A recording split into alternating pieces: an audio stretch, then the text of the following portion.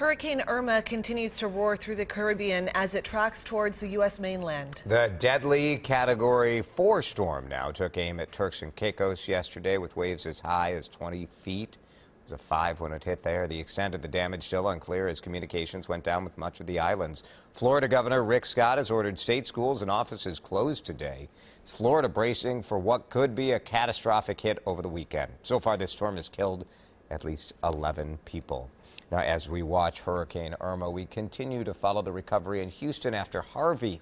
And on Tuesday, CBS is joining with other TV networks for a telethon fundraiser to benefit hurricane victims. The one-hour special is called Hand in Hand. Stay with WCCO for continuing coverage as we track Irma. CBS News with continuous coverage throughout the day on Sunday.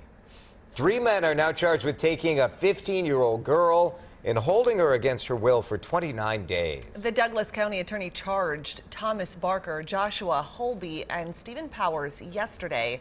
They face kidnapping, sexual assault, and false imprisonment charges. Police say the 3 men tied up, abused, and tried to kill the teen after taking her from her Alexandria home last month. On Tuesday, 15-year-old Jasmine made a run for it. At her church, seated next to her mom, she shared her story of survival with our Kate Raditz yesterday.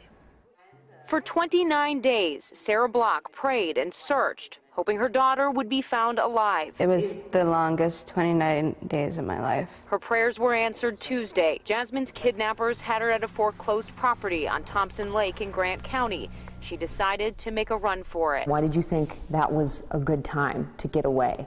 Because they were gone.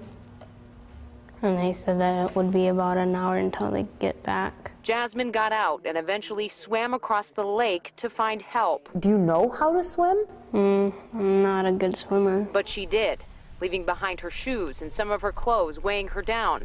She found a farmer who called 911.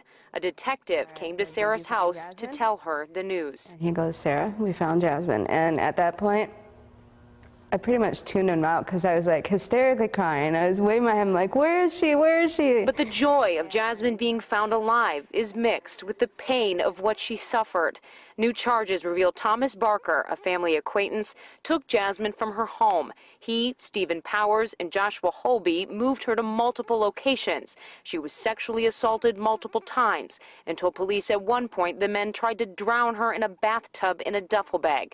But she kept her head above water, never giving up. You must have been really scared. Yeah.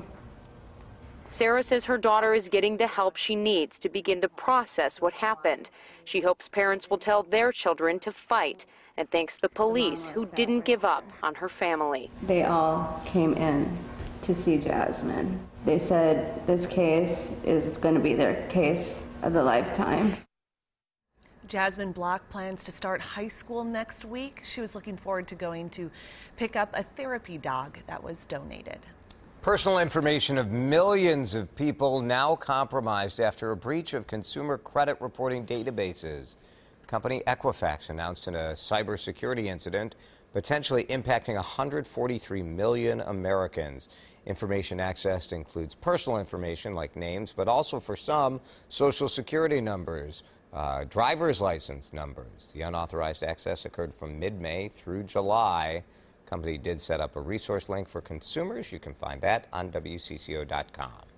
Amazon is looking for a new home, and the Twin Cities could be an ideal fit.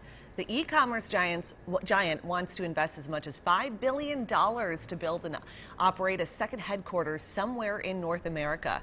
They say the new facility would bring 50,000 new jobs. Governor Mark Dayton and St. Paul Mayor Chris Coleman released statements essentially saying they are ready to lay out the welcome mat for Amazon.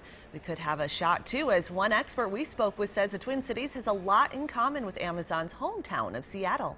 The difference is, because we haven't had the kind of explosive growth, our cost of living is still lower, our employee costs are lower. In fact, tech salaries are much more competitive here than almost anywhere else in the country. Cities have a month to apply. Chicago, LA, Pittsburgh, and Philadelphia have already said that they will. Amazon has 2 current facilities in Minnesota, including a newly expanded distribution center in Shakopee.